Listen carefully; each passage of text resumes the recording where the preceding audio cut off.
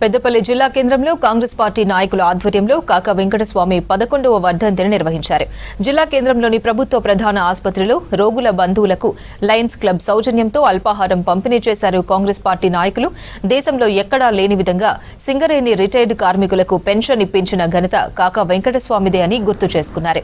కార్మిక వ్యవస్థ ఉన్నంత వరకు కాకా వెంకటస్వామి పేరు చిరస్థాయిగా నిలుస్తుందని కొనియాడారు. గౌరవనీయులైన కాకా వెంకటస్వామి గారి వర్ధంతి సందర్భంగా నేటి రోజున ప్రభుత్వ హాస్పిటల్లో రోగులకు వారి యొక్క బంధువులకు అల్పాహార విందు ప్రోగ్రాము చేయడం జరిగినది. ఈరోజు ఈ పెద్దపల్లి జిల్లా ఉండటానికి కూడా కారణము ఎందుకంటే అప్పుడు పెద్దపల్లి జిల్లాకు జంక్షన్ తీసుకొచ్చిండు. పెద్దపల్లిలా ఇన్ని కార్మిక ఇండస్ట్రియల్ ఏరియా ఉండడానికి కూడా కారణమైనాయి. ఇప్పుడు అట్లాగే NTPC, RFCL, Jaipur plant Peddapalli కాన్స్టిట్యున్సీలో మనం ఉండాలని పెద్దపల్లి అభివృద్ధి చేయడానికి ఎంతో కృషి చేసిండ్రు.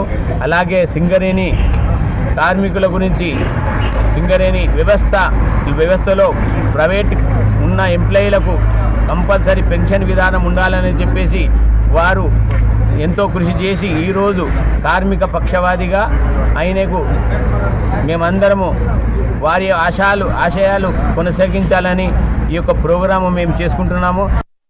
కాకా వర్ధంతి సందర్భంగా పెద్దపల్లి ప్రభుత్వ ఆసుపత్రిలో అల్పాహార వితరణ చేయడం జరిగింది.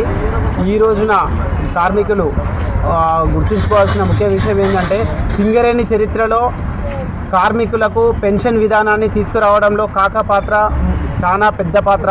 ఆ రోజులలో కేంద్ర ప్రభుత్వంలో సింగరేణి కార్మికులకు పెన్షన్ విధానాన్ని అమలు చేసి సింగరేణి చరిత్రలో కార్మికులు ఉన్నంత కాలం కాకా పేరు గుర్తుంచుకునేలాగా చేసిండు. అంతేకాకుండా కాకా వెంకటస్వామి గారు పెద్దపల్లి పార్లమెంట్ సభ్యునిగా ఉన్నప్పుడే విశాఖ చారిటబుల్ ట్రస్ట్ స్థాపించి ఆ ట్రస్ట్ పేరు మీద పార్లమెంట్ కేంద్రమే కాకుండా రాష్ట్రంలోని పలు ప్రాంతాల్లో బోర్లు వేసి పిల్లలకు వాళ్ళ చదువుకు ఉపయోగపడేలా బెంచీలు వితరణ చేస్తూ వాళ్ళ కుమారులు సహాయంతో ఎన్నో అభివృద్ధి కార్యక్రమాలు చేశాడు. కాకా వెంకటస్వామి గారు కార్మిక పక్షపాతిగా గుడిసెల వెంకటస్వామిగా రాష్ట్రంలోనే దేశంలోనే ఎంతో పేరుగాంచిన వ్యక్తి.